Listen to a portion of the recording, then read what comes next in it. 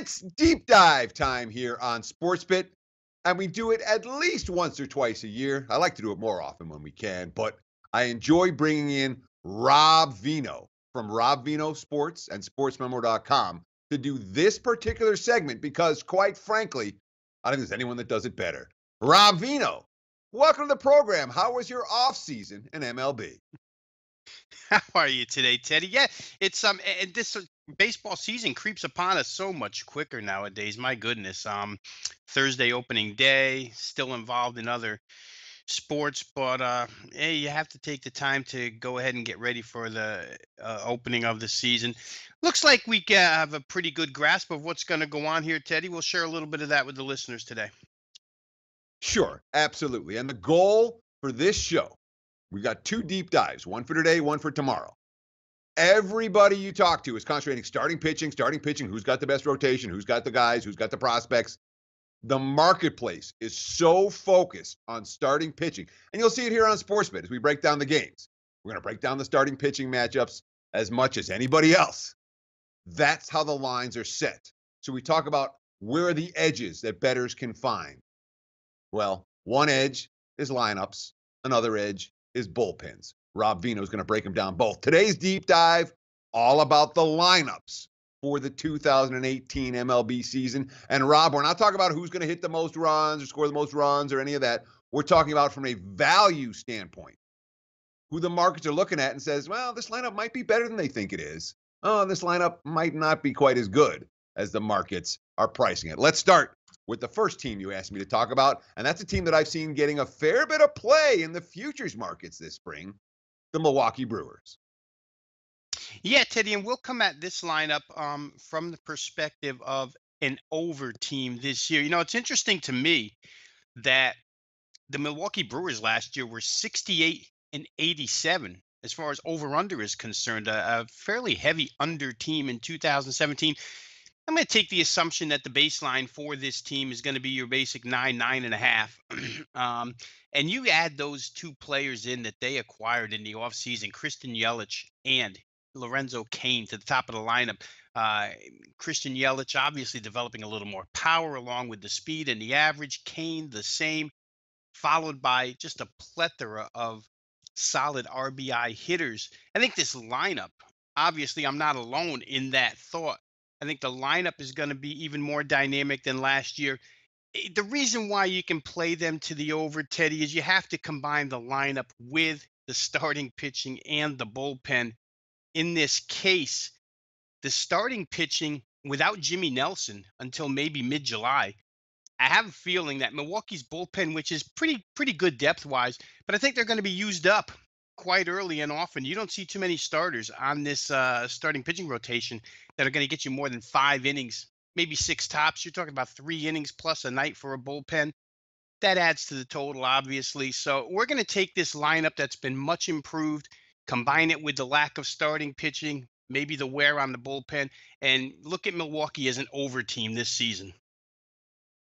We've got 5 minutes here with Rob Veno doing a deep dive talking about MLB lineups. With the markets focusing on pitching, we're focusing on hitting today. And Rob just said the Brewers are a team we might want to look to bet over the total. Their lineup's going to be pretty potent. Let's talk about another team that was a pretty good under squad last year that may not be that in 2018. That, of course, the Philadelphia Phillies, a team that has been heavy on prospects for years. You think this year, offensively, the Phillies are primed to break out? And I think in the Phillies case, Teddy, the Phillies offensive breakout will equate to more wins. So we'll be playing them as a side quite a bit this year, no matter who's on the mound for them. But you just take a look at the young nucleus. The addition here is Carlos Santana from the Indians. Santana brings that veteran, patient hitter to what's an aggressive young lineup. They're going to stick Santana in the 2-hole. You have a lineup here, Teddy, 1 through 6. That potentially could all hit 300 as far as batting average is concerned. And we saw what Rhys Hoskins did as far as power numbers go last year. Aaron Altier, Nick Williams, also good power guys. Jorge Alfaro, the new catcher for this team, was the prize prospect in the Cole Hamels trade, the number 1 prospect in the Phillies organization. Some pop there as well. I really think the Phillies lineup is going to add to the amount of games they win this year. They're 66 and 96 last year. we'll be playing the Phillies on a regular basis here. Don't see the price tag hurting us too much with the Phils.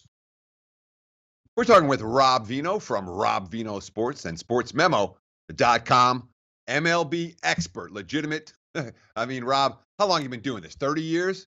You know your bases pretty darn well. Yeah, we'll say Is it since 30? 1991 is 27 years. Yeah, how about that, Teddy? 27 Yeah, years. Wow. you're getting there. Let's talk the Seattle Mariners, because the Mariners certainly a team that, you know, I don't know if they underachieved last year. Let's call them underachievers last year. They seem to be underachievers every year, but they're always right there. This year, you think Seattle has the pop to get over the hump? Yeah, and I think the main reason for my optimism is D. Gordon at the top of the lineup. It's something that they haven't had in quite a while, and the American League doesn't use that often. The threat of speed at the top of the lineup. D. Gordon now pushes Gene Segura down to the 2-hole, and then you're followed by a bunch of power hitters in Cano and Cruz and Seager. Ryan Healy from the A's. A lot of people expect him to be a big-time power hitter. He's only had 2 years in the major leagues, but 1-9. This is a very, very solid lineup. And like the Phillies, I couldn't make a difference to only choose one, but I think that their lineup equates to more wins. A 78-84 team last year, probably be on the Mariners quite a bit this year. I see them as a well above 500 team, even though they're in that division with the Astros. I think they could push Houston. So the Mariners lineup should make them a good side play this season. One team to talk about when it comes to bet against for lineups, and this is a team with a pretty potent reputation and a lot of big bats that we look at, they go, wow, you want to bet against this squad? Toronto, the Blue Jays, have made your list. They did, Teddy, and they made my list as an under team. I'll play the Blue Jays under, maybe fade them a little bit as well, but mainly as an under. I'll single out 4 guys for you. Leadoff hitter, Curtis Granderson. He's hit 260 one time in the last 7 years. He's got an OBP of 335 or less in 9 of his last 11 years. That's your new leadoff hitter. Horrible season last year, especially the second half with the Dodgers. I'll give you Travis and Donaldson at 2 and 3. I'm going to consider Justin Smoak's season last year an aberration. Had absolutely nothing or did nothing in 6 years prior to last year to, forecast that last year was coming. I say Smoak regresses. Russell Martin, a 35-year-old catcher. If you take out his 2014 season with Pittsburgh, you'll get over the last 6 years batting averages of 240 or less, 4 on-base percentages of 329 or less. We're not high on Martin in the 5-hole. Kendrys Morales, home runs okay. Randall Grichuk, another guy, a lot of potential. Hasn't put it together on the field yet. On-base percentage under 300 2 years straight. Diaz and Pilar close it out. I just don't think this lineup has anything to it, Teddy. It's far cry from what it was a couple of seasons ago when they made the playoffs. We'll play the Blue Jays under the total, and like I say, potential fade as well. Toronto Blue Jays is a bet against team and a team to bet under the total. Thank you, Rob Veno. Rob, where do folks find you? What you got on Twitter? Give a little promo love for yourself. Yeah, absolutely, Teddy. Obviously, daily plays each and every day, sportsmemo.com. Just check that homepage. Been there for a bunch of years now. RobVenoSports.com.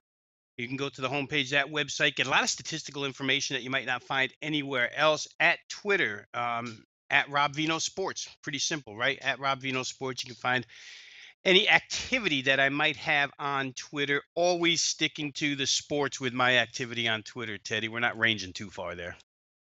Yeah, no obscure political commentary for Mr. Veno's Twitter profile.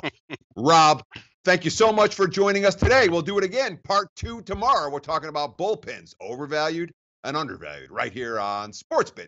Betting Insight today from SBRpicks.com. Like the show? Help us keep the lights on. Please make sure to comment, share, and subscribe to all the Sportsbook Review videos. Thanks so much. Best of luck. Enjoy the games.